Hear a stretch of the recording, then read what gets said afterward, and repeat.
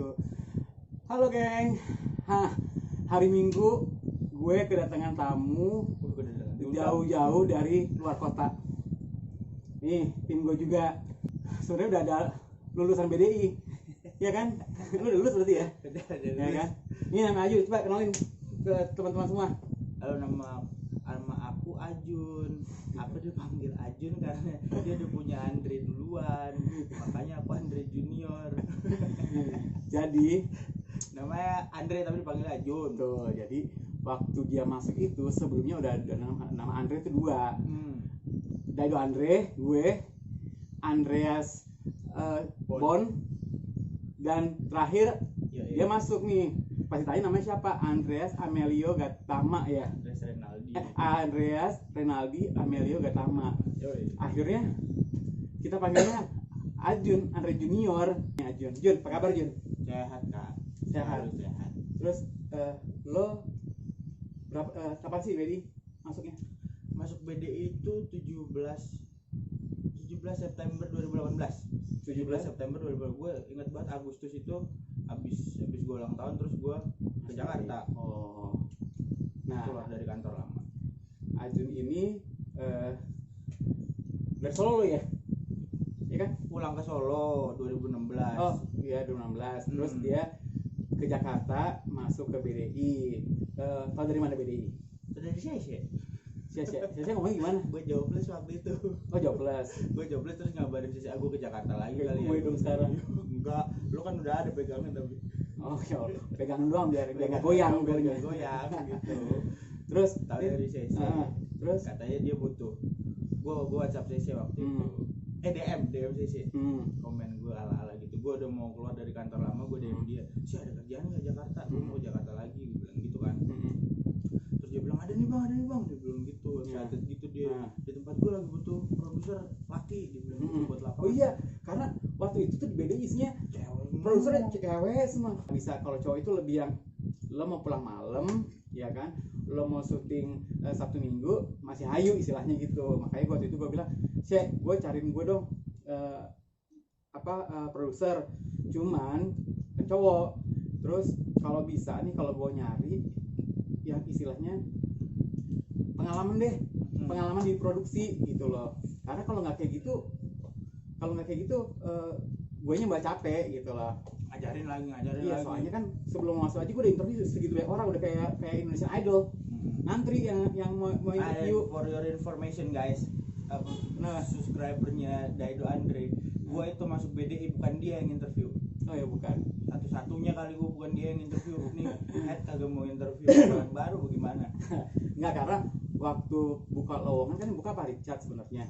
Ya kan pakai istilahnya WhatsApp, share gitu ya.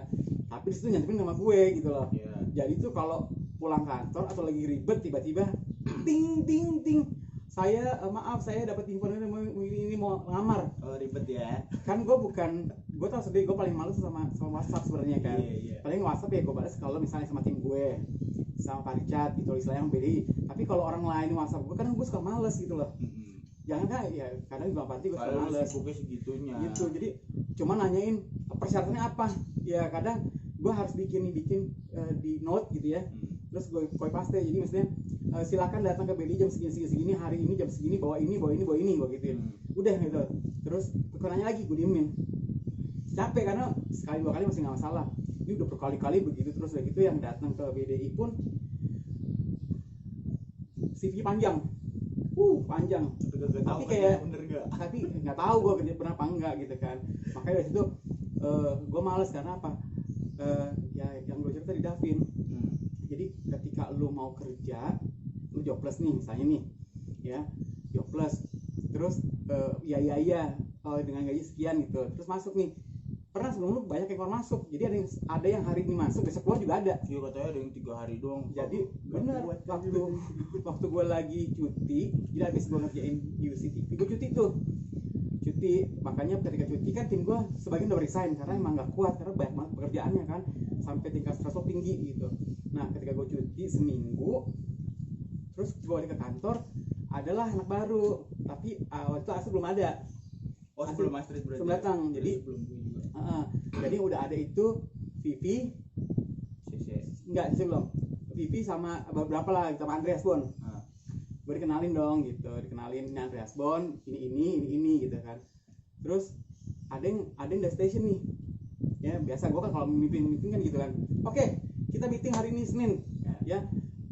Pekerjaan kita adalah tak gitu. Terus gue butuh lo ngerjain 2 program, lo ini. Terus tiba-tiba ada nih satu anak nih, gue tanya, lo pengalaman apa? Pengalaman saya dari Trans TV. Dari Trans TV. Yang eksekutif produser bukan? Nggak tahu, gue lupa namanya, gue lupa namanya. Terus berarti lo jago dong, lo udah bisa karena lo udah station lo. Gue tuh sama sekali nggak di station gue gituin. Ya, udah akhirnya gue kasih kerjaan. Terus 2 hari kemudian besoknya kagak datang. Mungkin berat kali ya. Tuh kok Apa berat kali ya, maksudnya ya bukannya beda lah, kalau TV kan station kan banyak per divisi, krunya. jadi bekerja secara job desk. Kalau di kita kan bukan nggak job desk ada, tapi memaksimalkan gitu, daripada misalnya Kalau bisa satu orang ya satu orang. iya, jadi gini, kalau dulu masih ada scriptwriter, cuma scriptwriter aja kadang kewalahan, makanya karena gue suka nulis juga gitu, nulis bantuin gitu loh. Terus ya akhirnya punya tim yang bagus nih, yang bertahan Vivi juga di awalnya juga masih belum kelihatan kerjanya nih, tapi kesininya bagus gitu. Ya Andreas saya udah dari TV lama. Andreas kan mau pengalaman. Iya, makanya ketika gue nggak interview karena gue udah males sama orang-orang yang datang iya, tapi ketika dikasih list pekerjaannya shock. Ya, oke, jadi sekali. Ngigo dia semalam tidur. Iya. Dia ngigo kayak semalam tidur, terus akhirnya udah gue nggak bisa. Cabut. Pokoknya jadi sekali kalau masuk dunia kerja, lu nantangin seorang yang udah pengalaman lebih dari lu. Kayak itu orang ditantangin akhirnya kan cabut. Oh iya, karena gini gue pikir kan, setiap orang yang sudah berpengalaman di station, at least dia punya bekal, ya, tahulah malah mempermudah gue istilahnya tanpa harus disuruh-suruh lah gitu. Tapi lu kerjanya station sama kita kan beda, Kak. Banyak kita ya. Banyak kan kita parah lah. Iya. Maksudnya dalam satu orang produser, kalau di production house itu, itu di BDI ya, kita ngomongin BDI, production itu, produser itu merangkap juga jadi kreatif juga, jadi scriptwriter juga, jadi director juga, jadi kita jadi kayak gue juga, kayak gue misalnya nih, gue yang meeting istilahnya gitu ya. Kalau di mana tim, gue yang meeting, gue yang nulis skrip, gue yang syuting, gue yang eksekusi, di editing gue yang duduk bareng sama editornya, gitu loh, ya kan. Sampai kalau misalnya gue butuh animasi atau apa, gue yang nyari gambarnya juga, nih gue mau kayak gini stylenya gitu loh. Ya, tapi kan itu maksudnya waktu gue juga nggak gitu banyak tim. Nah, terus lo berarti udah setahun nih media, hampir 2 tahun. Hampir 2 tahun. Terus cabut. Jadi terakhir project lo tuh apa? Keluarga Santuy. Nah, makanya ketika dia ngomong gue nggak interview, gue itu sebenarnya udah malas. Kebetulan banget gue lagi mau persiapan mau ke Toraja. Iya kan, mau ke Toraja. Gue mau syuting lah istilahnya dari Toraja dulu. Terus gue ke Padang dulu ya. Gue ke Surabaya gitu. Nah, Ajun itu masuk ketika gue ingetin itu gitu. Makanya ketika masuk, yang udah interview itu asli itu pun pakai Skype, cuma lo doang lah yang interview pakai Skype. Betul ya? Ya kan lo itu juga masih di Solo. Iya, Solo. Belum di sini. Nah, iya, ini biasalah. Ini putra terbaik Solo nih. Hijrah ke Jakarta. Gitu. Baik-baiknya bener. Tapi sebelum lo ke BDI ini, lo sebelumnya di mana sih? Gue di TV lokal dulu yang pernah lu treat juga, Kak. TV lokal Oh, Solo. apa ya? TA TV. Jadi bukan hari gini. TA TV itu berdiri tahun berapa sih? Aduh, enggak tahu. Ya pokoknya 12 tahun ya. Pokoknya udah lama banget deh. Gue udah lama banget. Jadi gue zaman-zaman lu ceriwis.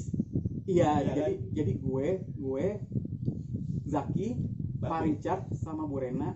Ternyata Pak Richard itu diundang sama yang punya TA TV untuk memberikan pengarahan, karena TA TV baru berdiri nih, TV lokal berdiri di Solo yang pertama ya. Gereja dia. Iya, di gereja. Makanya ketika datang gue juga, loh kok ini di gereja ya? Iya. Ya kan gue karena gini, oh mungkin TV untuk umat Kristen gitu kan. Terus akhirnya Pak Richard tuh memberikan pengarahan ke kayak seminar gitu lah. Terus di situ gue dikenalin nih, apa Richard. Nah, hari ini tuh saya kebetulan bawa produser saya, Jaki masih jadi produser itu, tapi merangkap untuk jadi asisten Pak Richard gitu. Iya. Terus Bu Rena, jadi kita dikenalin secara kayak tim gitu loh. Nih Daido nih, dia megang Global TV. Dulu gue punya acara Global TV. Campur-campur. Bukan. Sunday Fever, terus Morning Call. Oh iya, Morning Call. Terus apalagi tuh? Gue lupa, pokoknya gue kenalin lah. Dado pernah ngerjain ini. Orang-orang Solo gitu, wah, produser gitu kan. Dia masih muda, terus pekerjaannya banyak gitu. Terus Zaki ini juga produser karena dia tim programnya di global juga, keluar negeri. Ngebahas tentang universitas di luar negeri gitu. Ketemu anak-anak Indonesia yang lagi belajar di sana gitu. Terus Bu Rena juga gini dia event. Terus ketika udah selesai nih, lo tau nggak gue dikerubungin sama anak-anak, dikerubungin minta tips. Gue juga gak nih, gue kayak dia musik juga. Iya, gue udah kayak produser handal terpercaya kebanggaan bangsa Indonesia gitu. Iya kan, udah kayak akhirnya bilang nanya berapa lama di BDI. Ya sebenarnya saya udah kerja gini yang saya urusin ini. Terus pada foto bareng dong, gue kayak artis. Iya. Foto dong. Belum ada, saya udah ada handphone tapi pakai kamera gitu. Iya, ayo foto gitu. Ya maksudnya itu pengalaman gue ketika TV gitu. Tapi sekarang masih jalan ya? Masih jalan. Enggak tahu deh. Gue punya pengalaman buruk di situ, males sama orang-orangnya gue. Acau. Ya, sebenarnya kalau gue bilang sih, setiap kantor itu banyak kok, gue sering ngomong kok di YouTube gue. Sebuah kantor itu beda-beda, culture itu beda-beda. Mungkin di sana bagus tapi lo nggak cocok. Secara mungkin pertemanannya, pekerjaan gitu. Lebih ke gini sih Kak. Mereka tuh kalau yang gue tangkap ya, yang gue tangkap pekerjaan gue di sana itu, mereka itu terlalu nyepelein orang. Jadi kayak wah dia tuh lulusannya di Jakarta, apaan bisa apa dia gini. Gitu. Nah, padahal kalau di Jakarta gitu ya. Iya. Bisa apa dong daerah? Orang daerah lo gituin aja sekarang. Iya kan? Sekarang kalau kita kerja tapi udah di underestimate duluan, kita males. mau perform kan juga udah males kan. Istilahnya udah dijegal. Nah, ya kan malah kalau bisa jangan kelihatan deh dianya. Gitu. Nah, itu dia tuh. Ya makanya gue bilang setiap perusahaan tuh memiliki kasus beda-beda. Mungkin ada masyarakatnya, warganya gitu di kantor itu yang begitu. Tapi beda kalau di BDI. Kalau di BDI mah terbuka gini loh. Bisa kelihatan mana yang pinter, mana yang blow on, mana yang cuek, itu kelihatan gitu loh. Ya kan? Betul kan? Nah, Jun, berarti lo dari Solo ke Jakarta, 2 tahun di BDI. Lo ngerjain apa aja sih di kantor? Banyak kan. Gue itu pertama kali dites sama dia itu waktu ya itu yang dia tadi Telkom Toraja itu. Telkom Toraja Padang sama Surabaya itu. Gue dites untuk, karena itu kan kerjaan buat klien ya. Itu pertama kali gue kerja buat klien tuh di situ. Jadi gue disuruh bikin untuk skripnya, skrip dari videonya itu, video full package-nya dari Telkom itu gue disuruh bikin skripnya. Di situ dia ngetes aku, saudara-saudara. Iya, karena bisa nggak? Karena di BDI lo nggak cuma datang kerja, tapi lo harus punya sesuatu gitu loh. Maksudnya setiap orang yang bekerja di BDI itu harus punya apa ya? Lo harus bisa tulis skrip. Ya, hubungan lo baik sama kantor, sama temen lah, sama tim. Terus udah gitu lo tahu lo. Maaf ya, ada mak gue di sini nih. Mak gue lagi penonton setia nomor 1 itu. Nih lagi nonton dia. Gak apa-apa gitu. Terus udah gitu memang apa ya? Harus memiliki hubungan sih kalau menurut gue. Jadi apapun yang lo kerjain bantu gitu. Makanya semua tim BDI itu berqualify semua. Bisa nulis skrip, bisa syuting, walaupun misalnya lo nggak usah mikirin angle deh dulu misalnya gitu, kalau emang nggak ngerti ya itu udah dijagain sama kameramen. Tapi lo harus mengerti konten yang lo bawa ini, lo harus paham. Jangan sampai lo bikin konten dari orang malah berantakan. Makanya semuanya disiapin sendiri. Lo tahu run-through-nya, konsep ini seperti apa, detailnya bagaimana, orang-orang itu siapa aja yang ada di video itu gitu. Nah, ada itu memang gue suruh untuk bikin skrip. Gue juga pengen lihat karena gue juga bingung nih sih. Gue lagi di Toraja, dia datang akhirnya, iya kan? Iya, yang lain juga lagi pegang program. Akhirnya gue suruh bikin skrip. Ketika gue datang ya gue tinggal ngecek gitu kan.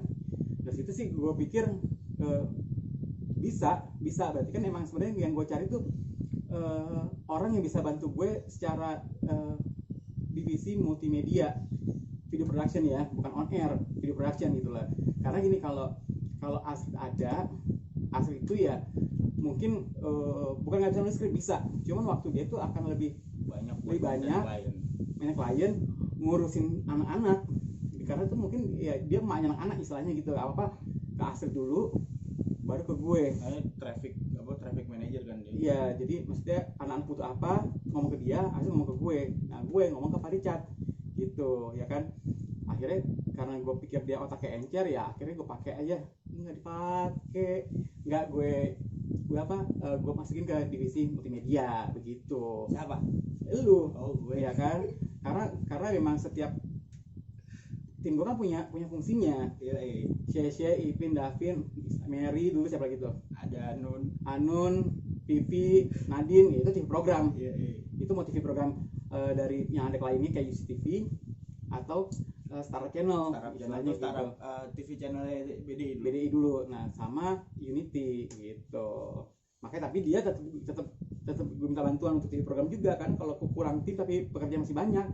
Jadi juga turun juga ikut gitu. Itu awal mulanya terjadi kesenjangan sosial antara para tim lo. Oh. Dari situ kayak Ya maksudnya karena gini, maksudnya karena gini, gue harus punya tim yang sudah paham. Maksudnya gini loh, kalau memang di TV program itu ada Mary, ada Anun, ada Vivi, ada Sheshe, ada David, ada Ipin, siapa lagi sih? Anun, ada ya itulah maksudnya, ada banyak. Ya itu kurus TV program. Kan TV program itu nggak cuma satu TV, kita punya tiga acara TV, ya kan? Satu orang tuh bisa pegang 3 program. Satu UC aja program banyak. Belum Star Channel dengan banyaknya juga programnya. Ya belum Unity. Gitu. Cuman memang akhirnya si Ajun itu memang khusus untuk multimedia, tapi kan multimedia juga kadang ada kadang enggak. Jadi kalau kita nggak ada, ya gue ngerjain TV program juga gitu. Terus Jun, apa sih yang lo dapat dari bekerja di BDI? Gue dapat banyak pelajaran dari lu sih, terutama kan karena kan gue kerjanya kan bareng sama dia terus kan, ya kan? Jadi gue kerjanya kan bareng sama dia terus, jadi kan terus kita tandeman buat apa namanya multimedia segala, maintain klien segala macam gitu kan. Gue jadi belajar, satu bisa manage waktu, terus kedua gue bisa keep up sama apapun kerjaan gue, even gue lagi kayak gimana pun bentukannya tetap gue harus kerjain karena itu tanggung jawab gue. Terus gue belajar teori-teori, belajar produksian kan dari lu juga gitu. Tapi emang sebenarnya kalau Ajun kan memang dia lulusan broadcast juga, jadi sedikit gini loh, gue kerja di BDI itu nggak punya pengalaman broadcast. Gue itu sekolah gue kuliahnya di public relation, jurusan ilmu komunikasi jurusan public relation gitu ya. Ya paling kalau kepakainya ya bagaimana cara lo sama klien, terus mengerti maunya klien kita, itu kepake. Tapi kalau secara broadcast ya gue memang belajarnya otodidak. Yang ngajarin gue ya Pak Richard itulah. Tapi 20 tahun bro. Iya benar. Ya makanya Pak Richard juga dulu pertama kali gue dites Pak Richard tuh, jadi gini, gue tuh kerja pertama jadi PA, tapi masih main-mainan. Gimana sih, yang paling murid kan gue, paling bocah. Video klip jadi ya gue cuma kayak main-main aja. Sampai akhirnya Pak Richard ngeliat nih anak kayaknya ke kantor serius banget, pulang kampus ke kantor. Di situ akhirnya dilihat, terus ya udah akhirnya gue bantu asisten buat video klip. Ya itu pakai kadang gue melihat langsung Richard Buntario mendirect video klip dari mulai banyak banget gitu. Jadi mesti gue sampai ngedirect tuh enak juga ya gitu. Tapi kan memang gue si bocah ya, harusnya juga mungkin masih baru-baru lah, paling kenal dengan gue selain gitu kan. Udah sampai akhirnya bertahun-tahun gue dipercaya, bisa nggak lo megang, mau nggak jadi produser? Gue digituin, mau jadi produser? Produser apaan? Pegang buat La TV, buat TV 7. Gue sekali-kali tuh belajar jadi produser dadakan. Gitu akhirnya TV 7 apaan? TV 7 gue punya acara banyak TV 7 tuh kita punya berapa puluh program gitu. Lu kelihatannya BDI itu kerja sama Trans mulu ya? Sama enggak, BDI pernah sama STI pernah. Yang gue ya. Terus pernah sama La TV pernah. TV 7 La TV pernah. Ya ketahuan ya, dia udah dari kapan? Udah enggak ada kan. Itu udah enggak ada. Terus TV 7 juga, TV 7 udah dari kapan? STV pernah kerja sama, tapi gue enggak incar sekarang. Maksudnya gue belum masuk ke ke program itu. Jadi kalau STV dulu punya nih, toet kalau nggak salah itu, toet gembira hatiku. Nah itu toet kalau nggak salah. Yang tahu usia Anda sama dia. Itu. Nah terus kita punya spesial pakai telur di Antv. Ya pokoknya waktu itu gue masuk BDI lagi bener-bener boom. Kiblat TV program itu ke BDI semua. Soalnya production house pertama. Iya benar. Video klip kiblatnya ke BDI semua. BDI selalu menang di ajang video musik Indonesia. Ya alhamdulillah. Gue masuk nominasi di situ video klip gue. Jadi kostum karena partai tahu gue suka mendesain, makanya gue bantuin video klip untuk jadi desainer. Nah, gue juga nggak punya pengalaman jadi desainer ya. Gue belajar dari video klip gitu. Jadi Pak Richard karena diskusinya kita video klip ini nih, temanya ini, coba lu desain. Ya. Nanti gue yang produksi, gue jalanin lah gitu. Sampai akhirnya gue percaya, oh gue tuh bisa ya jadi desainer karena apa, nama gue udah disebutin sejajar sama art director ya itu. Enggak. The best costume. Jadi nominator the best costume video klip musik Indonesia. Satu gini, Oscar Laulata. Oh sedap. Gitu. Dede Kece. Terus Daido gitu. Makanya disitu gue langsung wah kayaknya gue bisa desainer. Bisa nih masuk ya kan. Dari situlah gue ingin jadi desainer. Tapi gitu. kan public relation ya kan? Terus ngedesain. Terus ujung-ujungnya kenapa bisa di broadcast sih kan? Kalau cerita zaman dulu nih, zaman dulu banget, gue masuk BDI itu nggak sengaja. Jadi ketika gue kuliah, gue tuh temenan sama namanya Lala Swages, penyanyi jazz. Dia habisnya nyanyi jazz. Nanti kapan gue pengen ketemu dia nih, lama nggak ketemu dia. Jadi Lala Swages itu kalau di kampus tuh, gue kalau jam kosong kita kalau kampus gitu kan, pagi ada jam, siang kosong baru sore ada lagi, ya kan. Nah karena kalau siang itu gue kalau di kampus tuh gue suka bawa kertas, map, baju gue. Karena kalau di rumah gue domelin. Bukan bapak gue. Ngabisin kertas rumah aja. Bapak gue kan dia dulu gitu. Kertasnya banyak. Makanya nggak tahu tiba-tiba segini aja kertas gitu. Ambil buat gambar. Mau gambar gitu. Makanya gue ngerjain gambar tuh di kampus. Nah gue kenal Lala. Gue tahu Lala itu dulu Tabita's Friend, Spice Girls Indonesia lah istilahnya gitu. Lagi boom juga dia. Terus gue suruh ikut ke dia. Ikut yuk, mana? Ketemu manajer gue gitu. Manajer, ngapain? Kali aja mau bikin baju sama lo. Gue gak bisa bikin baju, gue cuma bisa gambar gue gitu. Udah gak apa-apa, yuk. Akhirnya gue inget banget hari Jumat gue ke BDI sama dia naik taksi dari kampus. Iya. BDI waktu itu masih di mana? Terus Broto. Juga Gatsu ya. Karena mak gue teriak-teriakan masuk nih. Gak apa-apa. Ini piring lu Gak apa-apa. Gitu, jadi hari Jumat gue naik taksi sama Lala ke kantor. Boleh gini pas turun. Broadcast Design Indonesia. Sedap. Karena dari dulu emang gue kalau nonton TV seneng nonton video klip. Gue seneng ya. MTV-an gitu ya. MTV ya. Maksudnya gue seneng kalau ngeliat video klip hasil BDI gitu. Terus pas udah nih naik ke atas kan lantai 3. Gue duduk ya baru biasa duduk gitu kan. Wah nih rame orang-orang nih. Kerjanya enak banget ya. Pakai bebas gitu kan. Terus akhirnya gue ke lantai 4 ke ruangannya Richard Buntario. Terus gue kaget lagi, wah director terkenal tuh gitu. Terus udah gue ngobrol, Mbak Ben nanya, lo sibuknya apa? Oh, gue bilang sibuknya kuliah. Terus gambar lo bagus-bagus nih gitu.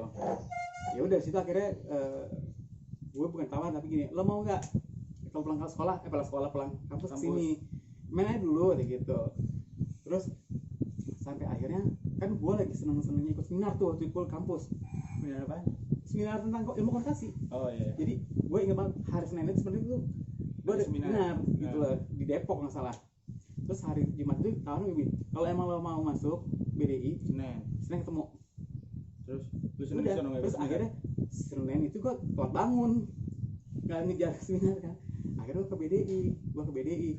Terus gue ketemu dia lagi, gimana proses saya, gue gitu langsung. Akhirnya dikasih tau ini dah, gue kerja ngadilin gaji.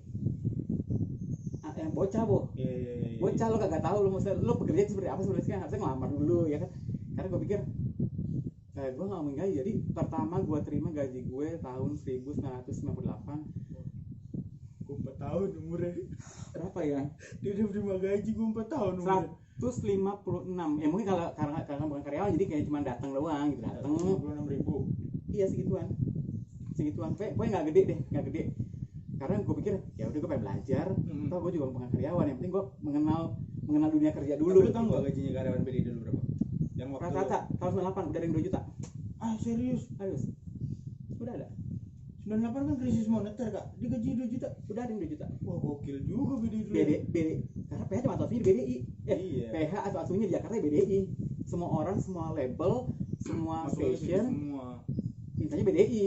Udah gitu ya udah akhirnya maksudnya dari situ gue ketemu Richard Dario lah. Akhirnya gue bekerja dipercaya megang satu program, akhirnya dipercaya lagi sekarang megang divisi gitu. Nah sebenarnya gue nggak mau megang divisi cuy. Berat lah. Ih, gila. Karena lu ditinggal temen-temen lu. Bukan, gue ditinggalin sama ini Opa Didong. Gila loh, dia itu pernah mau sama gue, lo mau nggak kembali sama gue digituin dia. Iya. Gue lagi bikin skrip, ketuk di meja gue. Jadi kalau gue bikin skrip itu gue selalu ditemen sama Opa. Jadi dia nggak mau pulang sebelum gue selesai. Gue lagi bikin skrip, udah nih, Dok, lo mau ikut nggak sama gue kemana? Gue mau resign nih ke Bali. Ya gue namanya gue lagi stres juga. Mau. Iya. Jing tiba-tiba resign duluan. Gue nggak ketemu lagi kita dia resign. Gue nggak masuk nggak salah. Gitu akhirnya ya udah Babe minta gue untuk dipegang gitu. Ya gue nggak punya pengalaman juga pegang TV, tapi karena waktu itu gue sama Pak Didong kan orangnya kan bukan nggak tegas, dia tuh tegas tapi dia orangnya lebih santai gitu lah. Kalau gue lebih ribet. Opa tuh lebih santai, jadi makanya Opa itu mempercayakan ke gue untuk megang project. Ya lo atur, lo mau timnya siapa, lo mau lokasi di mana, lo mau siapa, ya pokoknya lo yang ngatur gitu loh. Tapi kalau di Opa itu selalu mantau gitu, oh lo kayak gini nanti. Jadi kalau presentasi nih gue sama Opa tuh, jadi gue siapin proposalnya, dia presentasi, dia kurang, gue masuk gitu, jadi melengkapi lah gitu, karena kan proposal gue bikin gue ngerti gitu kan. Jadi treatmentnya kurang lebih sama kayak kita berdua. Iya, akhirnya kan gue terapkan itu di yang baru gitu. Makanya si Alin juga nggak cuman bantu ya, gue ajarin bikin proposal gitu. Mungkin dia lebih jago proposal, tapi kalau gue dia jago buat bikin proposal, bagus banget. Nggak pusing gue banget. Ya karena gitu, kalau sekarang jadi modern. Ya lu nggak mungkin lo bikin proposal jadul lo harus kekinian. Walaupun narik klien lu nanti. Iya, jadi proposal itu kan sebenarnya proposal adalah menawarkan sesuatu, first impressionnya ya klien kan? Jadi kalau dari proposalnya udah bentuknya bagus, klien juga emang nih PH-nya gila nih, bagus nih, kreatif, terus benar-benar kayaknya punya taste gitu. Makanya itu yang kenapa gue bikin proposal itu sebagus mungkin. Nah itu salah satu yang gue belajar dari Jun juga tuh. Untuk opening pertama untuk maintain klien tuh kayak gimana, sampai akhirnya nanti bisa enak sama klien. Tapi gue bikin proposal tuh gak ada ajaran Jun. Iya emang lu. Gue bikin proposal itu dari senior BDI namanya Mas Edi. Gue ingat Mas Edi itu dia marketing. Jadi kalau marketing BDI Mas Edi sekarang di Emotion. Di Emotion tuh label. Yang punya View sama Flow. Nah, Mas Edi itu waktu itu Mas Edi ajarin gue bikin proposal. Gue sudah bikin proposal sama Babe nih. Dia sih emang nggak ngajarin, tapi ini proposal ini gue ya ikutin. Tinggal lo ganti programnya apa, konsepnya apa, treatmentnya bagaimana, lo ganti aja. Nah itu gue belajar proposal sekarang itu dari Mas Edi. Treatmentnya sama kayak gitu. Sama cuman layoutnya gue bikin beda, tapi kayak isiannya tuh agak mirip lah. Strukturnya sama. Mas Edi bukan tipe yang mengajar, tapi gini, lo kalau belajar ini pakai punya gue. Lo tiru deh tuh. Lo ulik deh. Tinggal lo ganti-ganti nama programnya apa, daily atau weekly program, terus durasi berapa, konsepnya apa, terus standar sequence per segmennya apa aja. Dari situ gue belajar gitu. Tinggal bener deh kalau bikin proposal. Iya, tinggal gue terapin ke media lain, kayak contoh multimedia, berarti kan proposalnya untuk kebutuhan multimedia gitu.